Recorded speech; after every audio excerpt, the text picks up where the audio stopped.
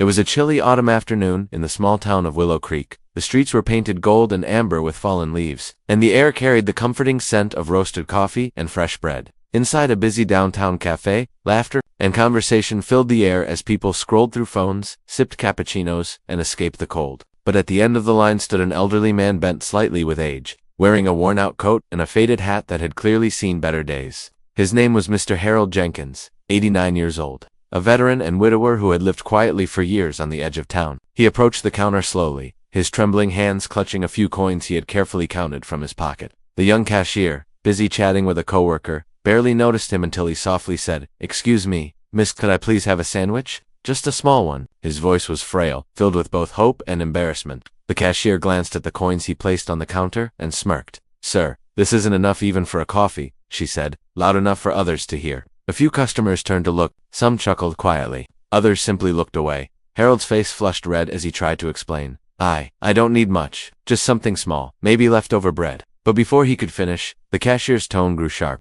"We're not a charity, sir. Please don't hold up the line." The cafe grew awkwardly silent, the kind of silence that burns into your chest when you witness cruelty disguised as professionalism. Harold lowered his gaze, picked up his coins with shaky fingers, and muttered, "I'm sorry." He turned to leave, his eyes glistening with tears not from anger, but from the heavy weight of humiliation, and that's when she stepped in. From a corner table, a woman in her 30s stood up. Her name was Clara Evans, a journalist visiting Willow Creek for a story. She had been quietly watching the scene unfold, disbelief turning into anger. Without a word, she walked straight to the counter, her voice firm yet calm. "How much for every sandwich you have left today?" The cashier blinked in confusion. "Excuse me," Clara repeated, louder this time. "I'll take them all and start by giving that gentleman the biggest one you've got." The cafe fell into stunned silence. What happened next would not only change Mr. Jenkins' day, it would change his life, and the hearts of everyone who witnessed it. The cafe was alive with the hum of daily chatter, the hiss of steaming milk, and the comforting scent of roasted beans, blending with the sweet aroma of freshly baked bread. Outside, the world moved fast, cars whizzing past and people hurrying by, clutching paper, cups, and phones. But inside the cafe, at the back of the line, stood an old man who moved at a different rhythm, slow, careful, fragile. His name was Harold Jenkins, and at 89 years old, he carried on his shoulders not just the weight of years, but the invisible burden of loneliness that comes from outliving everyone you've ever loved. His coat, a brown woolen thing with frayed sleeves, looked like it had been his companion for decades. His shoes were worn and cracked, but freshly polished, suggesting a man who still held on to dignity, even when the world had long stopped noticing him. He shuffled forward with a gentle nod to those around him, though no one met his gaze. The line was filled with young professionals tapping on their phones, teenagers giggling over selfies, and parents juggling strollers and caffeine. When it was finally his turn, Harold reached into his coat pocket, pulling out a few coins that jingled faintly in his trembling hand.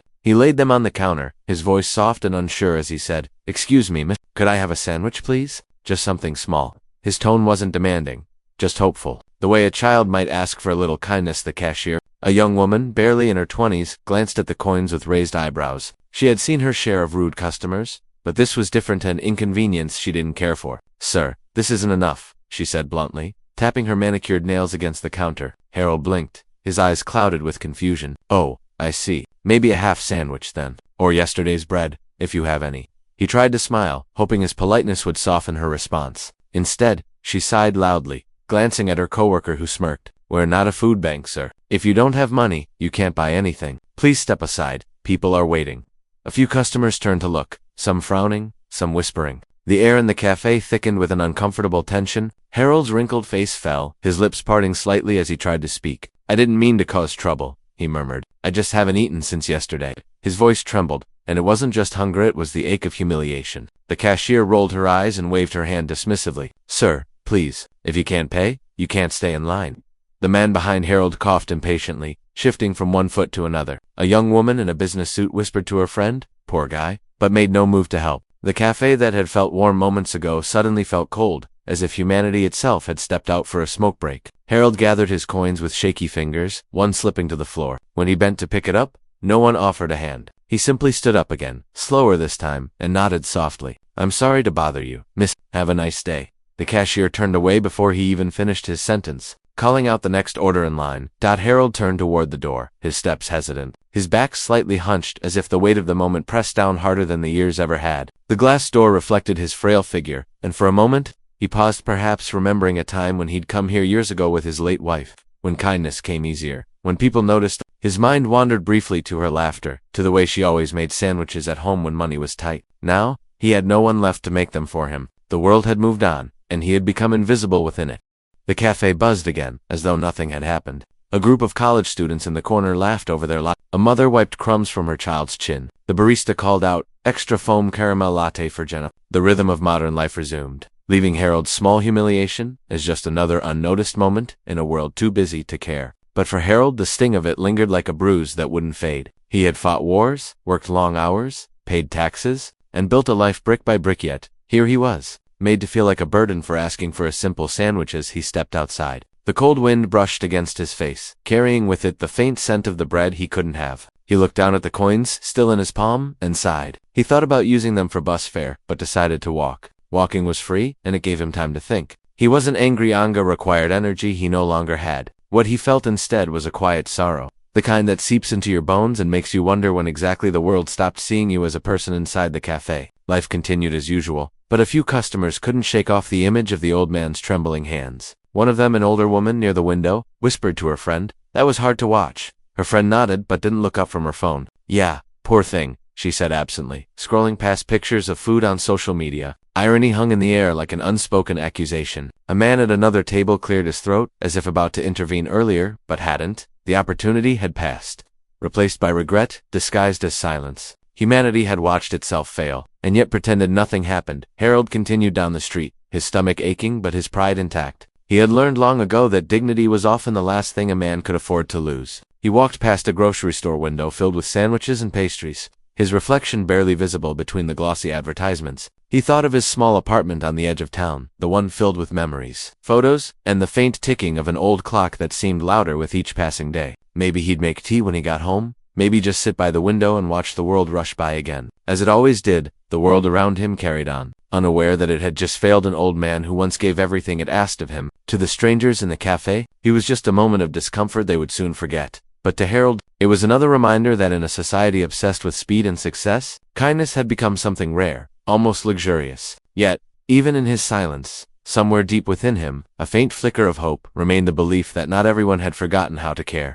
Clara Evans had been sitting in the corner of the cafe that afternoon, her laptop open but her mind elsewhere. She was supposed to be working on a feature story about community kindness, a series of real-life accounts showing how small gestures could restore faith in humanity. But as she stared at the blinking cursor on her screen, she couldn't seem to find the right words. Then she noticed the old man standing at the counter. Something about him caught her attention immediately: the trembling hands, the careful politeness in his voice, the way he carried himself with quiet dignity, despite his worn-out coat and faded hat. Clara watched as he placed his coins on the counter, speaking softly, almost apologetically. From her seat, she couldn't hear every word, but she could sense the hesitation, the kind that comes from someone used to rejection. When the cashier raised her voice, Clara's focus sharpened. She heard the dismissive tone, the sarcasm laced in the words, the laughter from another staff member behind the counter. It was a sound she'd heard before, the sound of someone being looked down on simply for being less fortunate. Clara's jaw tightened as she watched the scene unfold. She had covered stories about poverty and social neglect before, but witnessing it firsthand was different. It wasn't just an article now, it was a living, breathing injustice happening right in front of her. Harold's small frame seemed to shrink with every cruel word.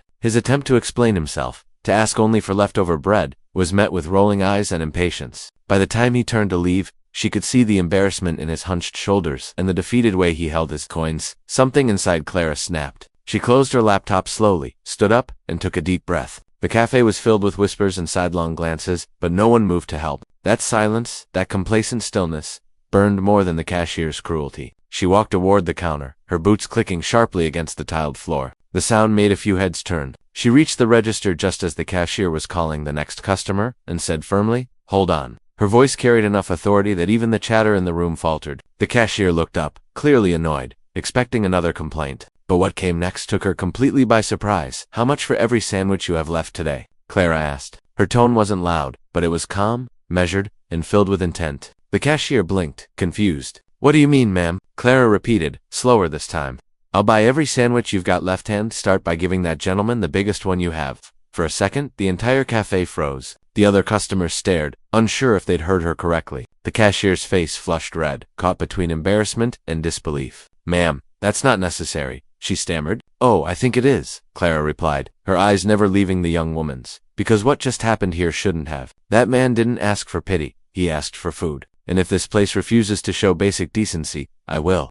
The air in the cafe changed. The same people who had watched in silence moments earlier now found themselves holding their breath. Harold, still standing near the door, turned around slowly, confusion and disbelief etched across his face. "Ma'am, you don't have to," he began, but Clara raised her hand gently. "Sir, please, let me." She walked up to him and smiled, the kind of smile that reaches the eyes. "You've waited long enough. Sit down, and let me handle this." Her words carried warmth, not charity. She wasn't helping him out of pity. She was restoring something that had been taken from him, his dignity. The cashier hesitated, unsure what to do. Clara placed her credit card on the counter, her expression unyielding. "Ring it up," she said. The young woman silently began the transaction, her previous arrogance replaced by quiet shame. As she packed the sandwiches, Clara leaned slightly closer and said softly, "You don't have to like your customers, but you should never humiliate them, especially not someone who reminds you what kindness looks like." The cashier nodded, her cheeks burning. Clara didn't want to scold her, but she needed to leave an impression that would last longer than guilt. When the first sandwich was handed over, Clara took it herself and brought it to Harold. "Here you go, sir," she said, placing it gently in his hands. "And please, sit down. Eat here. You're not leaving hungry today." Harold looked at her, his eyes wide and glassy. For a moment, he didn't know what to say. Words seemed too small for the gratitude he felt. I don't know how to thank you," he whispered. Clara shook her head. "You don't have to. Just eat." She guided him to a nearby table by the window, and for the first time that day, Harold sat down, not as a burden, but as someone who mattered us. He unwrapped the sandwich. The aroma filled the air. It was just a simple turkey and cheese. Nothing special, but to Harold, it tasted like a feast. He took slow, careful bites, his hands still trembling, but his spirits slowly steadying. Clara sat across from him for a while, sipping her coffee, making light conversation. She asked about his life, his family, the places he'd been. He spoke softly, telling her about his late wife, about the small house they'd shared for over 50 years, about how he used to work at the post office downtown. His words carried both pride and nostalgia, and Clara listened with genuine interest, nodding and smiling. Around them, the cafe's earlier tension melted into a strange mixture of guilt and admiration. A few customers even came up quietly to offer their own kind words or to pay for future meals in advance. A middle-aged man, who had been sitting near the door, stood and said, "Ma'am, that was incredible. I should have done something, but I didn't." Clara looked up and said gently, "You can still do something. We all can."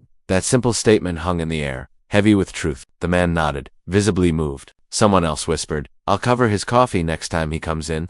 The cafe that had once felt cold and judgmental now felt warmer, as if one act of courage had reignited something buried deep inside everyone there. Meanwhile, Harold continued eating slowly, his shoulders no longer slumped. Every bite seemed to bring back a little more color to his face, a little more life to his tired eyes. Clara stayed until he finished, chatting softly and making sure he was comfortable. She didn't take photos, didn't post it online, didn't turn it into a spectacle. She simply did what felt right. But unbeknownst to her, someone else in the cafe had recorded the moment, the act of kindness. The look on Harold's face, the hush that fell over the room, that video would later find its way online, spreading far beyond the walls of that cave. But for now, Clara wasn't thinking about cameras or headlines. She was thinking about how easily the world forgets its heart, and how sometimes it takes just one person, one simple act, to remind it again. The next morning, the small cafe in Willow Creek was buzzing for a different reason. It wasn't the usual chatter about coffee orders or weekend plans. Something else had taken over the conversation. Overnight, a short video had spread across social media, showing a woman standing up for an elderly man who'd been humiliated for asking for a sandwich. The clip wasn't flashy or edited. It was raw, quiet, and powerful. It showed Harold's trembling hands, the cashier's cold reaction, and then Clara stepping in.